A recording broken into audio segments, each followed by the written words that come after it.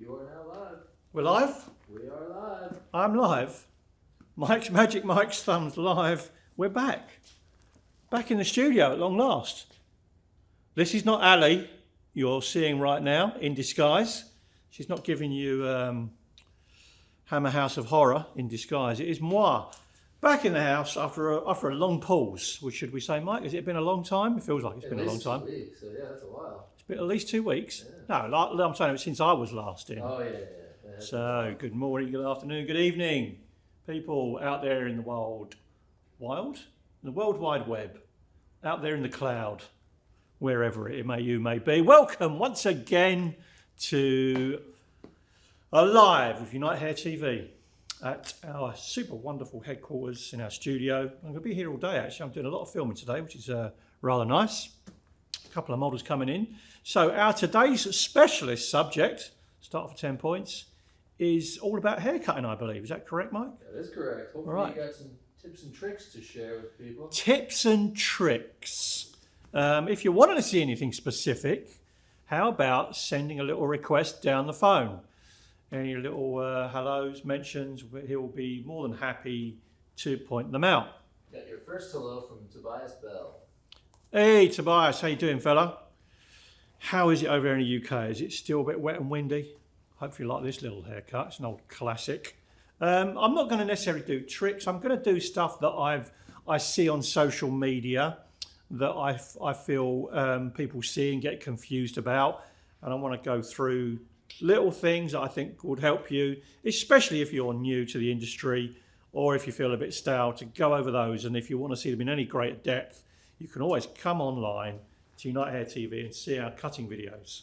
So I'm going to go through some common misconceptions or little things that might aid you in your cutting and understanding, which is always really good to see. A lot of things about weight distribution and how to cure those. And we've got some wonderful models in.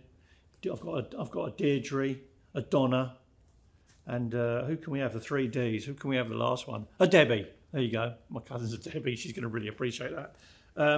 So I've got 3 different types of hair to work on, and one like this. I want to sort of go through what you would experience if you've got a weight line in the back. Voila, you've got a weight line. You've got a great halo haircut here, but you've still got a very solid weight line on that, purely because the hair is more or less one length down to the graduation. How do you deal with that if the hair is super thick? What would you do? So, common thing I see, people get a bit frightened with when I used to see this working in the salon a lot.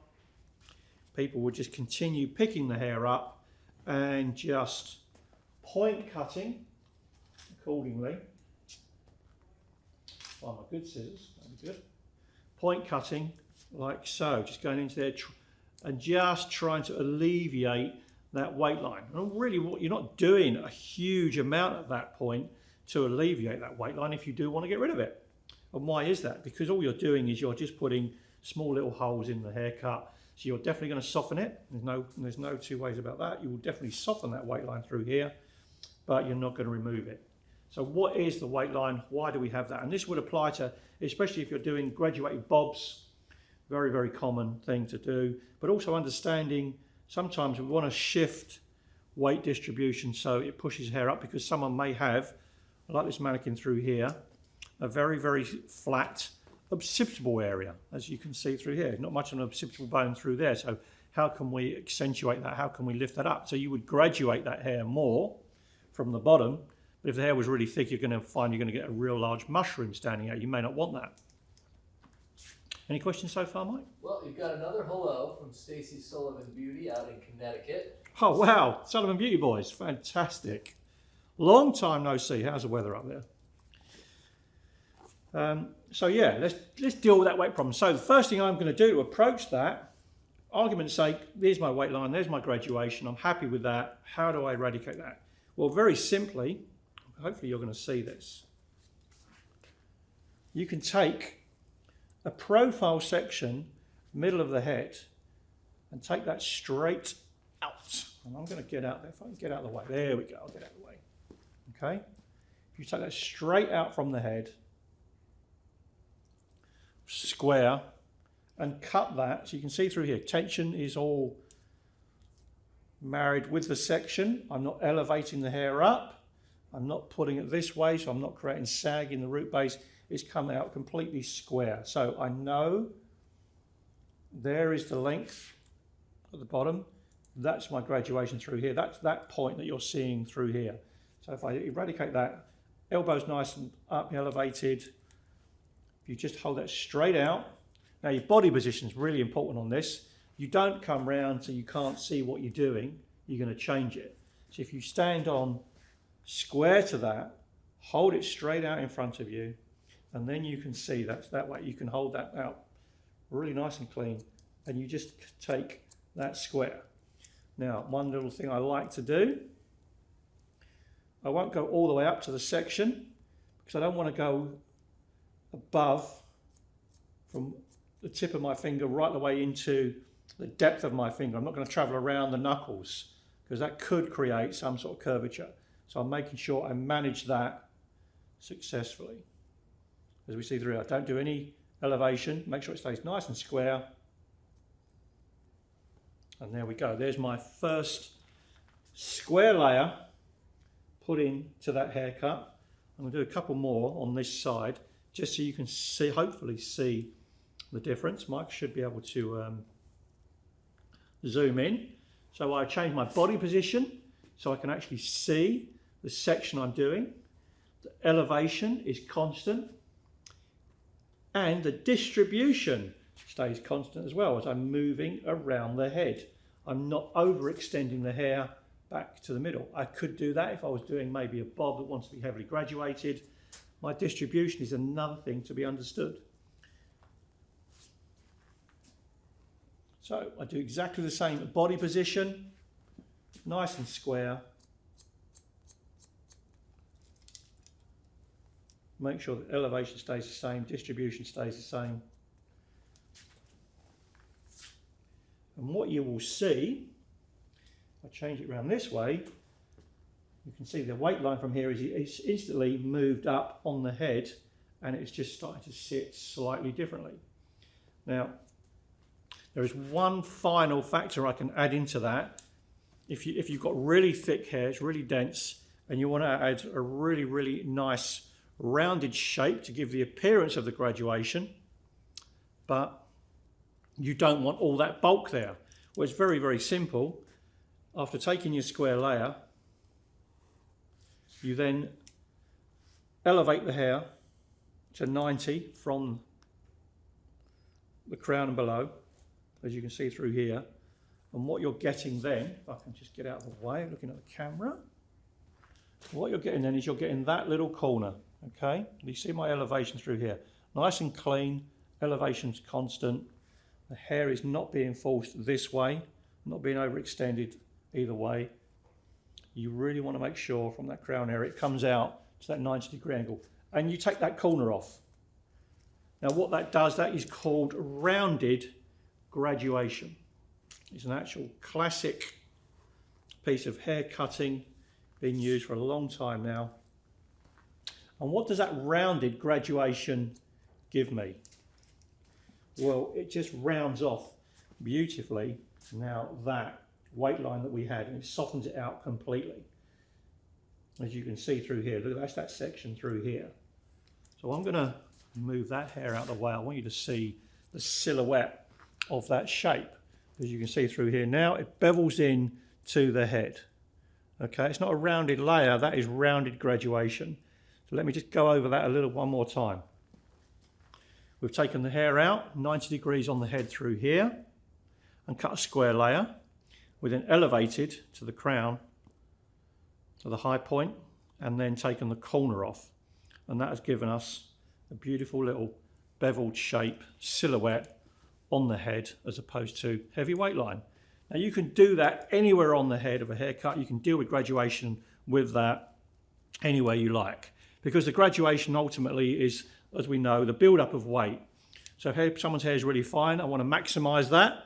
I don't necessarily want to do rounded grad because I want to make sure there's a massive bulk of hair for that really fine hair. But as soon as I start going into mid-density and really thick, I would then start throwing in variations on that. Can I do it by point cutting? Absolutely. Let's have a look at doing that by point cutting. And when I do point cutting, I'm going to show you something that I see a lot. People say they're point cutting the hair. So if I elevate that up, there is my corner to be taken off. You can see through here. Now, point cutting would not consist of just trimming the ends of the hair. You're adding a very bit of mild texture to that. You are not influencing and creating texture in the hair. You have to come in there and actually influence your haircut. So you've got to come in further down the shaft, and I'm going to come in, the scissors are coming in at 90 degrees, and they're going right the way in to the hair shaft and actually giving a deep point cut. You can see with their position of the fingers through here. Okay, maybe I'll take my jacket off because it might be work better, mightn't it? If the you got a wet shirt on? Yeah. the stand wouldn't start collapsing all the time, but that's great. I might need another stand, Mike. So my deep point cutting that comes in to influence the hair. Look at the finger position. It's not up to close to the tip of the hair, so I'm not going to cut myself. Hand comes up and right over the top and comes in 90 degrees to that section. And as you can see, it's very, very deliberate. Now that gives me much more of a fanned out piece of hair with texture. I'm a very happy man because right now I just had a tea delivery. I've been waiting all morning for that. So what do we get when we see that? Now we can see like the hair is moving very, very differently through here, and it suddenly has a much more life to it in comparison to the other side that is one length. And as you can see, much bulkier through here. Right. Let's remove this. It's a good thing about live television, people. I'm just going to take that off. Come on, there you go. So anyone got any questions about that, didn't understand it, please feel free to either comment, write into us, whatever you like, do whatever you wish. I can extend it, we can cover it up, we can certainly do more on some like quick how-to videos, etc. if you have requests along those lines, because I think it's very much something that gets not always understood when we've done cutting classes, and people do struggle with it. And there is absolutely nothing wrong with that because we've all been in the same boat. Understanding the vagaries of graduation is a common occurrence. It's all right, I'm just putting weight on the stand if you want to know what I'm doing. So we did some deep point cutting after initially doing a round layer and some rounded grad. And as we can see through here, it not only does it thin the hair, but it adds a great texture to it and changes the nature of this halo haircut, which makes it a little bit more modern. You can see it through here, the difference it is made. You can see those layers. Now the beauty of it is that because I haven't gone in and deliberately just chopped holes in it, if I blow dried that really smooth, I'm going to pre-blow dried this hair beforehand anyway, obviously using great products, be it laser straight, smooth and shine, silky smooth. You can still smooth the hair out, make it look completely seamless as though it is one length.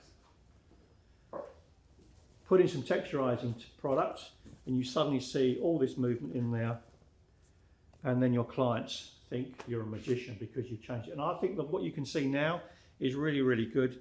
The silhouette of how that has changed and how boxier that now looks. So if you eradicate that front, imagine that was a bob through here. You can see you've got a really nice boxy bob on that one. Okay, so even with the density of hair of a mannequin, you can see like how that has influenced a haircut. Just because it's on the shape of this haircut is irrelevant. If I take that away, put that back in here, you have a bob through here. The shape of it is very, very different to if I shifted it round on the other side. You can see how it collapses through here. Doesn't have any sort of like height structure to it. So hopefully that's a nice little insight for people. Mike, you got a comment on there? Yeah, Beauty by Monica Herrera. Yep, Monica. Look fabulous. I wish I logged in earlier. Will you repeat on the website? Yeah, we will be doing the live replays on YouTube as well as on Unite TV, Monica, so no worries about missing that. But keep following along, and Gary will get right on to the next one. I hope so. She's not going to come off. She's not playing with me today. Look. We'll need a hammer. Need a little stuff, huh? Yeah, there we go. Hey. Right. She was late to the party. Maybe I don't bang the head so much when I put it on. Right, let's have a look at this one. What have we got here? So I've got a short haircut, but I really wanted to deal with a fringe on this one. I'm going to flip my tea open because it's boiling hot. Tea bags are in there. And I'm going to have some of that because my mouth will dry up. The studio's always warm.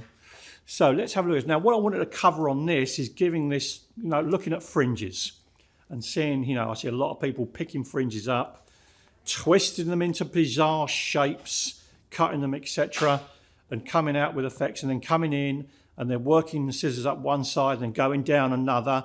And all you're doing is you're just making life work hard for yourself. You have to understand balance and the front of the head, how this influences everything that lays down through here. So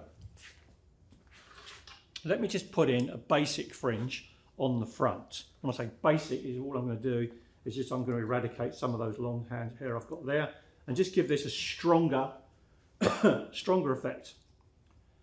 Okay, so I'm going to work this down 1 finger's depth off the face. This is traditional how you would cut maybe a client's fringe. I'm coming in from fingertip to mid knuckle, no further. Look at that, not bad. First time round, we've got it straight on the eyes with a really nice length. That's a bit, I love it when it hits a little bridge in the nose right there. Blow dry that up, just sits really nicely on the eyes. It's a really great length. Once again, we just work that through to recession, is as far as you need to go. Well, I'm going to talk about all that more in depth once I've cut this. I really only wanted to put a basic line in this to start off with. Once again, I'm only going to come into mid knuckle and I'm going to stop, and I will make sure I move my body position along just so it stays nice and balanced and consistent. Working on the other side, because you're going to see this on a different angle. From this side, I am definitely not going to take the whole section up if I had a lot of hair and cut from infinity. This is a better way to do it. I'm not going to cut from infinity to the middle, because what I'm doing is then I'm guesstimating out here what the length of the fringe is. It's going to be far better. You see, I'm right-handed, but you're going to see this a different way on the camera. I'm going to take smaller increments in section and work my way out to that edge. What does that do for me?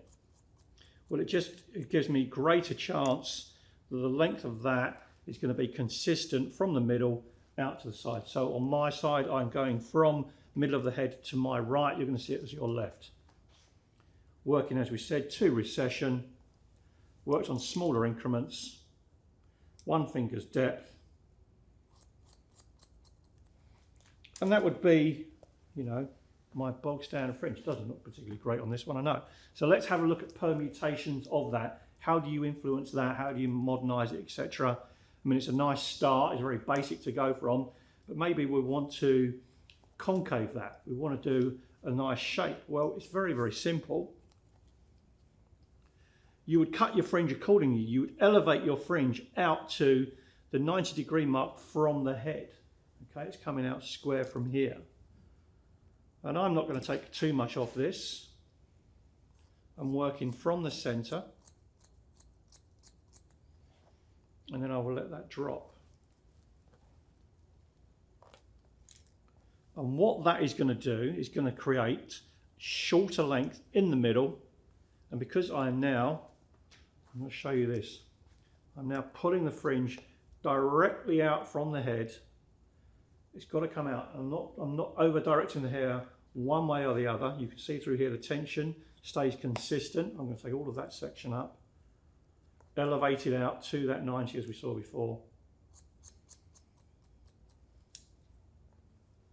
I've worked out just beyond recession, because I want you to see how that then starts to drop. The fringe now starts concaving. The angle of it starts to change. Carry on this side. Do you know, people, everyone's very, very quiet in here this morning. They're all very serious. I don't know what hair cutting is with people, but they all go very, very quiet when we do that. It's almost like it's some sort of like, I don't know, spiritual event going on. It's just so intricate, you gotta focus. So I'm staying consistent with how my hand position is. I'm not coming over the top. I've stayed position consistent with that as well. Very, very important. And by elevating up, putting straight out, what does that do? It gives me a concaved fringe. Okay, my shortest part now is going to be in through here, and it's now just got that little bit of curvature. Obviously that will affect very, very differently, you know, all the types of fringes and head shapes you're going to do. So this is the most important bit. How do you find out where that fringe is as well? Well, that's very simple. Put your comb on the top of the head. I'll get out of the way this way. And then you can see, like what I call the frontal high point through here, the very top of the forehead is right there. Okay, that's where my comb is leaving the head. So what that means is the hair from that point is going to fall directly, natural fall. It's going to want to fall down to the sides.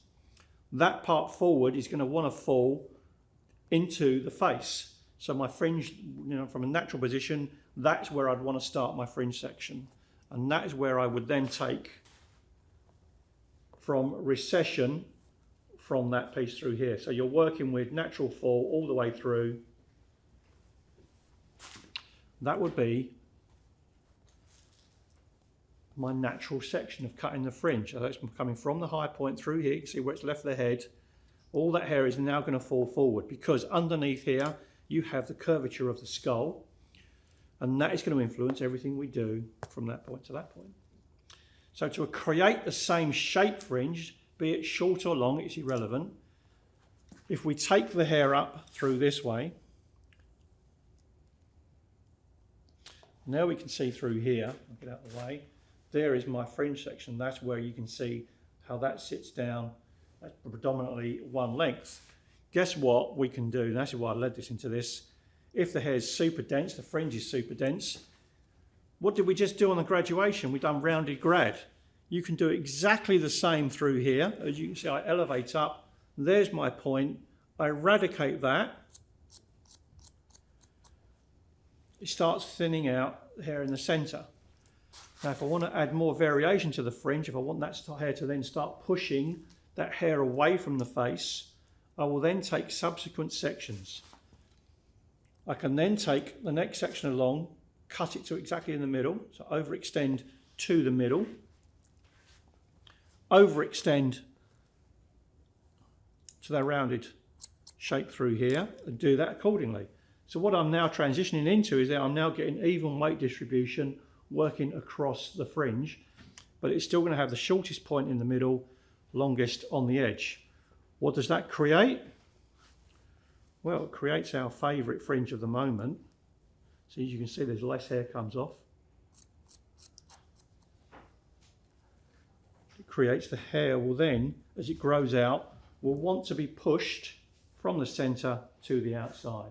So you're then changing the nature of how that fringe will grow out, because short supports long or pushes long. So I don't have to then spend loads of time channel cutting this through. I could just do a very minimal amount to maybe accentuate that, using the apex of the blade, working on the middle. And that will help it accordingly, but I really don't have to do a lot of that because I've understood weight distribution and everything else prior to cutting the fringe and how that is going to help me force that away. If I did this a lot longer, if I took the length of the fringe of the nose or the chin as a great reference, I am then going to have a very, very strong teardrop fringe that is going to work away from the face. It's just purely because I had short hair through here. That is all that has governed it. I've got so much dense hair. It's just a really nice way of removing the density of hair through here to create a very, very feathered fringe without thousands of bits of point cutting going on, because I've created correct weight distribution on that initially. Hopefully that was interesting. Any comments so far? Nothing yet. Everybody's just glued to the screen, I think. Yeah, they're all watching this morning. Fantastic. Okay. Now, one more. I've got another great one. Long layers. Let's talk about a little bit of weight distribution. Look at this. Merry Christmas, everyone. I've got the Christmas Starbucks. Wow. This cup of tea, of course. Oh, God, I need that. An Englishman always needs his tea in the morning. I'm going to let the head down a little bit. So if you are generally cutting hair, long hair, which predominantly people do nowadays, because that is the main thing that a lot of our clients have, mid-length hair, long hair, and you've always cut your layers, argument's sake, right across the top. Okay, you've done your consultation with a client. So let's just take a nice section through here, and I'm going to rough cut this in just to show you what I'm going to talk about quickly. So I've come over parietal ridge on my section, so I'm going from just over parietal ridge both sides. That's where my section is for this and why it's going to be relevant. So just showing you that if I do something, or if you do this, you're not doing absolutely anything wrong. It's going to be perfectly fine. I've got a banger head on there. Oop. Mary Chisholm, Wine, Dine, and Design says that was great. Thumbs up. Who was that? You destroyed that name. Yes. I don't know how to say the last name. Mary Chisholm, maybe. And the rest of it is Wine, Dine, and Design. Wine, Dine, and Design. Is that a salon name? That's an interesting one if it is. Mary Chisholm. Chisholm? Correct. There you go, Chisholm. Fantastic. I think I know what Mary that is. Right. Well, let's get back to this one. And I'm gonna hit this really, really quickly.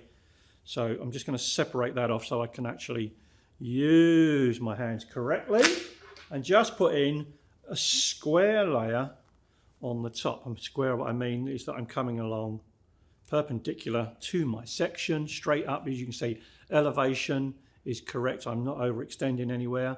Everything's 90 from the head, only on the top.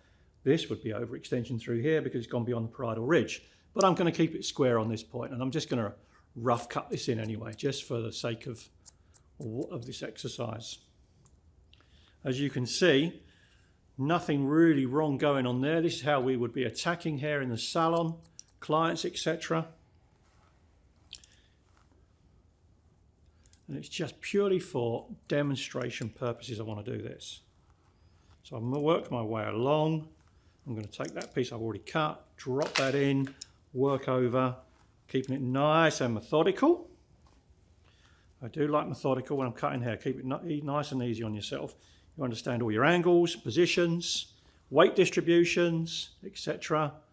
Okay, we'll keep that nice and square. So when, argument's sake, you've had a client come into you and they've had the hair cut like that, and you'll pick it up and you'll be like, well, the haircut's great. You know, well, you may have done it before, you may have forgotten about it. Let me just check this piece, get the hair out of it quickly.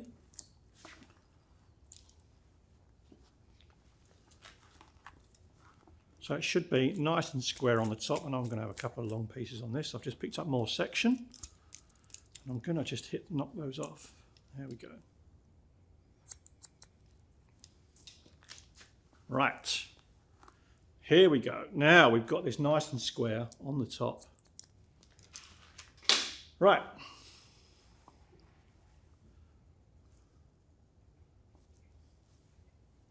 I'm going to take that piece through here. Now your client says she'd like more volume on her hair, but she wears her hair in a parting on this side. So let's take those balanced layers and let's drop them down to see where they end up. Mike's have to come down with the camera. Have you got that? We're good on Instagram. Yeah. Well, as you can see through here, they're straight and perfect up there.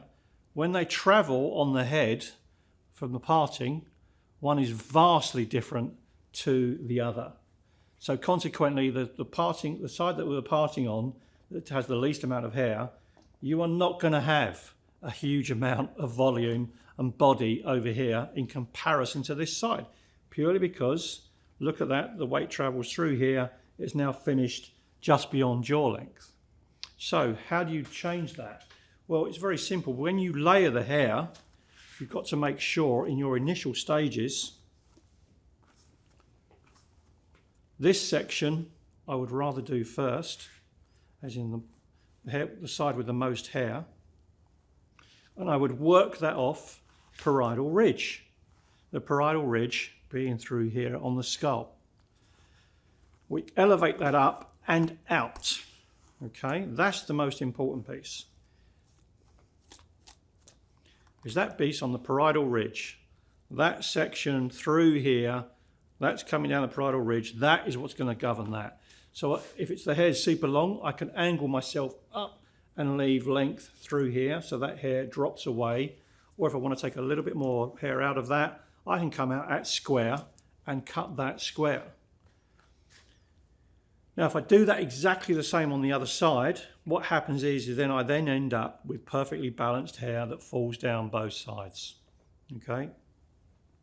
And that is how you eradicate that context of, or the conundrum that clients have of having no layers on the side where the parting with the least amount of hair is compared to where the hair travels and creates all the layers on this side. So you have more volume over here, no volume on this side. So I would just work around accordingly, just making sure all the hair is pulled out to parietal ridge. So basically your sections are coming out like that. Nothing is met in the middle. What you would find you would have from those 2 points through here is the hair is going to have a point, and you're not going to take that off. You don't want to go square. So the hair on that part is going to be slightly longer than this, but it travels over the head. And that eradicates your layering problem for long hair. So the point of that is your consultation is key. You've got to find out where they wear their hair in a parting 90% of the time. If they like to shift it around, then we go and do the seamless layer from the center, and we do concave sections, pulling it all up to that, and that means the hair can travel all the way across the head and it's seamless. You can't see them when the hair's down. But if you want to create hair that's got much more of either an edgier feel or something very distinctive about it, then the point is understanding where it falls from, partings, etc., natural falls, and how you're going to work it on the head shape. We could spend days and days going into this, but unfortunately we are done for today. So those 4 little tips we covered, once again, we covered graduation, the eradication of graduation through a square layer and rounded grad. We looked at creating a concave fringe, how the hair travels from short to long, pushes short to long, and the age-old problem of dealing with a parting on long hair.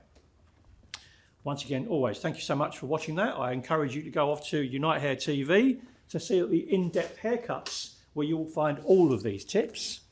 The next live, you lucky people, is on December the 4th, as usual, 10 o'clock in the morning, 10 a.m. And it's hairstyling trends. And it's not with me. So I'm going to be on the other side of the planet. I'm going to actually be in Japan. So I won't see you. You're going to be with Ali again. So your camera lens is going to look a lot sharper than today. We've got this on super duper hazy focus, haven't we? And gotta keep it soft for you. Yeah, soft focus, de-aging. Yeah, there we go. And yeah, that'll be at 10 o'clock. Hairstyling trends. Hopefully, if the timing's right, we might be able to tune in from the other side of the world and watch that. Obviously, this is recorded. It's uploaded under Unite TV, under the live replay tab. If you're on, it's YouTube as well, obviously. Unite Hair TV and unitehair.com is also there. Questions, requests for anything like this, please, you can send them direct to Unite Hair TV. You can direct messages on there. Also, I'm going to reiterate it. Fashion Week, February, it's going to be coming around super fast. The requests are coming in really quickly. What I suggest you do, even if you don't want to book right now, is let us know you intend to book of numbers, because I think I will actually run out of places very, very quickly. I know I say that every season, but my feeling is because of who's already booked, especially those in Europe, it's actually going to be quite tight for people. So if you've got any interest, get in touch with Stacey, Unite Hair TV, let her know either interest, amount of people, etc. Ask your questions there, get in, class requests at unitehair.com. So I'll say that one again, class requests at unitehair.com for anything to do hair-wise, fashion week, runway ready, etc. Once again, people, I'll see you actually in the middle of December, just before Christmas. The Crimbo edition. You never know, I might even wear a Christmas jumper. Oh, Scrooge might be actually doing it for once. I'll be tuning in for that one. There you go. Next time, people.